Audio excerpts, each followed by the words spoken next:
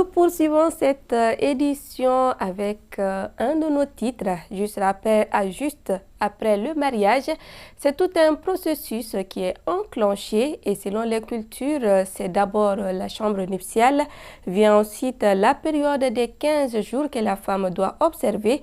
C'est une période qui est pleine de significations dans notre société. C'est ce que nous dit Bakari Kaba Diakité. Le mariage n'est pas une plaisanterie, disait l'écrivain Seydou Badian Kouyaté. Les valeurs traditionnelles dans notre pays dépendent en grande partie de la chambre nuptiale. Les 15 jours suivant la chambre nuptiale constituent des moments propices pour la phase d'initiation en prélude à la vie du couple. Au début, tu ne prépares pas à la maison. Tu chemines avec tes aînés afin de les observer dans les tâches. Au préalable, tu bases plutôt sur celles qui sont dans les grandes familles, car les choses ne sont pas faciles là-bas.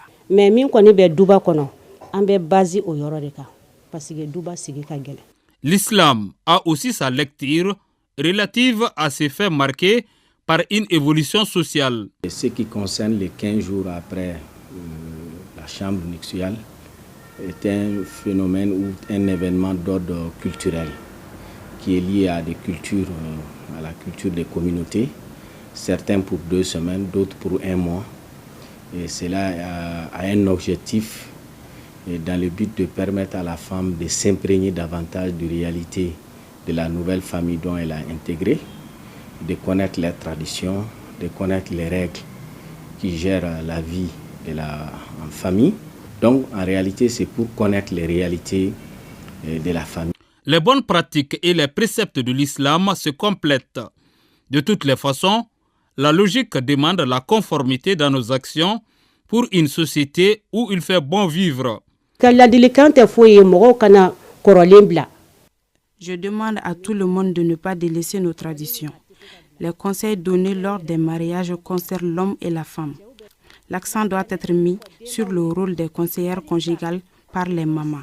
Et cela est important pour les conjoints. L'éducation est sollicitée pour consolider nos foyers.